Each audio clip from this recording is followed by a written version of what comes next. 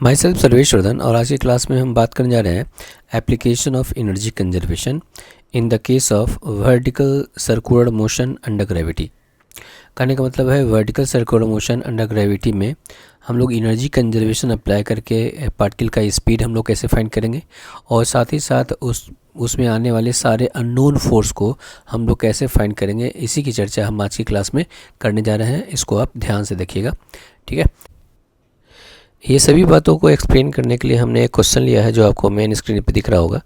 इसमें कहा गया है कि एक रिंग है, ठीक है, जिसका मास कैपिटल M है और रेडियस कैपिटल R है, वर्टिकली हॉरिजॉन्टल स्मूथ सरफेस पे रखा गया है और इसमें दो बीड है जिसका मास स्मॉल m है, रेस्ट से रिलीज कर दिया गया है।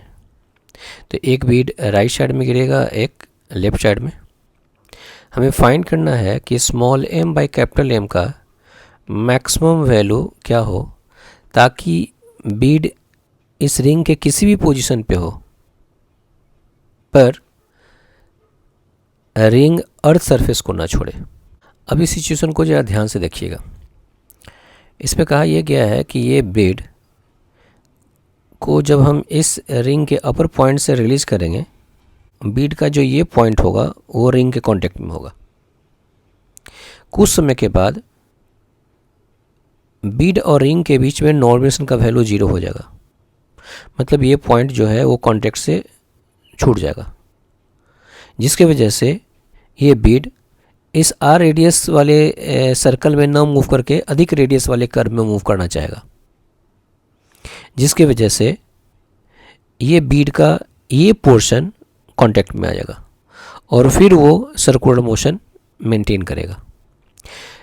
ये बीड जब ये पॉइंट जब कांटेक्ट में आएगा तो ये बीड इस रिंग पे बाहर की तरफ एक नॉर्मलाइजेशन लगेगा। ये दोनों बीड बाहर की तरफ नॉर्मलाइजेशन लगाएगा। इस नॉर्मल का वर्टिकल कंपोनेंट अगर ये mg से ज़्यादा हो जाए तो ये रिंग इस अर्थ सरफेस को छोड़ सकता है। हमें ये फाइंड करना है कि small m by capital M की मैक्सिमम वैल्यू कितनी हो ताकि ये रिंग अर्थ सरफेस को ना छोड़े, ठीक है। तो अब हम ये वैल्यू हम कैलकुलेट करना चाह रहे हैं। इसको आप देखिएगा कैसे सॉल्व करते हैं और क्या कंडीशन हम लगाते हैं इस प्रॉब्लम को सॉल्व करने में, ठीक है। मान लेते हैं कि t=0 पे ये बीड इस पोजीशन पे है, एक पार्टिकुलर टाइम t पे बीड इस पोजीशन पे पहुंचता है। इसका पोजीशन वेक्टर इस वर्टिकल लाइन के साथ मान लेते हैं थीटा एंगल बना रहा है।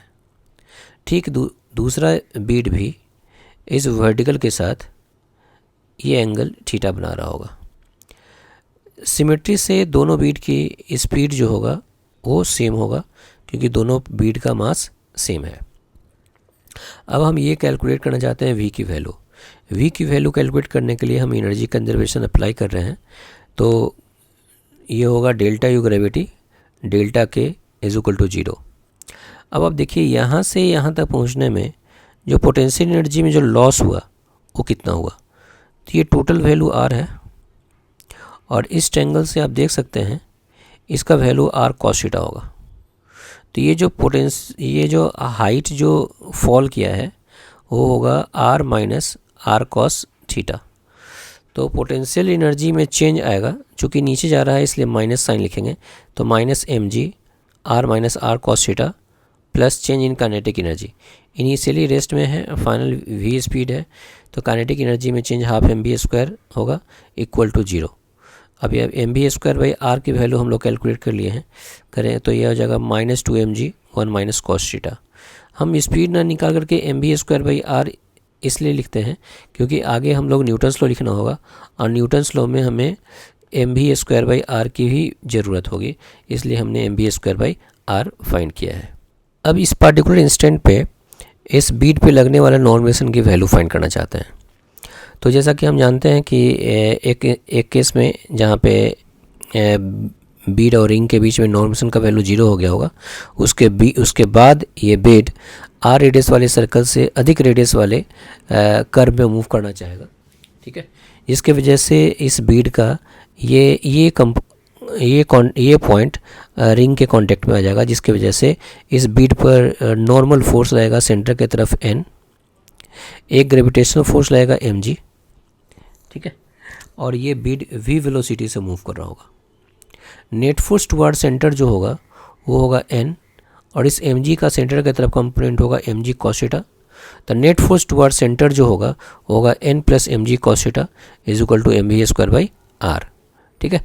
mva स्क्वायर बाई आर की वैल्यू अगर हम पुट कर देते हैं, ठीक है, देखिएगा यहाँ से ये होगा mva स्क्वायर बाई आर की वैल्यू, और ये वैल्यू जब हम यहाँ पुट कर देते हैं, ठीक है, तो हमारे पास आता है n plus mg cos theta is equal to 2mg into 1 minus cos theta, और इस तरह से हमें n की वैल्यू मिल जाता है mg into 2 minus 3 cos theta. अब हम फ्री बॉडी डायग्राम बना रहे हैं इस रिंग के लिए, कि जैसा आपने देखा कि बीड का ये जो लोअर पार्ट होगा वो रिंग के कांटेक्ट में होगा, जिसकी वजह से ये बीड रिंग पे बाहर की तरफ फोर्स लगाएगा। तो रिंग पे ये बाहर की तरफ लगाया n, ठीक उसी तरह से यहाँ पर भी बीड जो है इस रिंग पे बाहर की तरफ फोर्स लगाएगा। ये वर्टिकल के साथ मान लेते हैं थीटा एंगल बना रहा है, और इस n को हम लोग दो कंपोनेंट में तोड़ दिए हैं, n cos थीटा और n sin थीटा। यहाँ से n cos थीटा होगा और ये n sin थीटा होगा।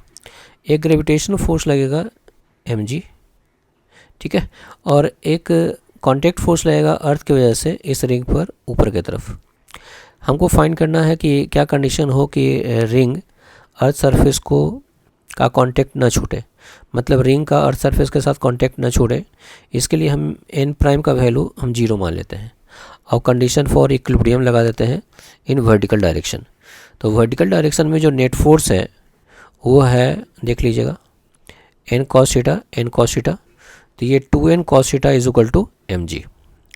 अब हमारे पास इक्वेशन जो आया वो आया वर्टिकल इक्विलिब्रियम का कंडीशन अप्लाई किए रिंग पे, तो हमें आया 2n cos theta is equal to mg।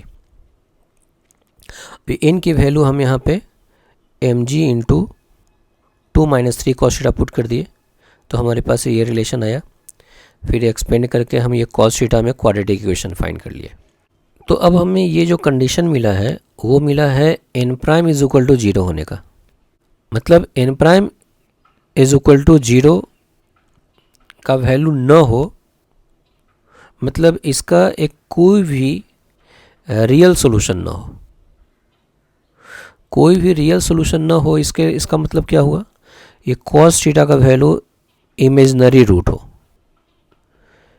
Imaginary root का मतलब डिस्क्रिमिनेंट का वैल्यू निगेटिव होना चाहिए, ठीक है। तो हमने ये डिस्क्रिमिनेंट का वैल्यू हम लोग निगेटिव कर लिए, यहाँ पे निगेटिव कर लिए, सॉल्व किए, तो मुझे मिला कि small m by capital M का वैल्यू लेस देन 3/2 होना चाहिए। इसका मतलब maximum value of small m by capital M 3/2 होना चाहिए। तो इस तरह से हमारा सोल्यूशन कंप्लीट हुआ।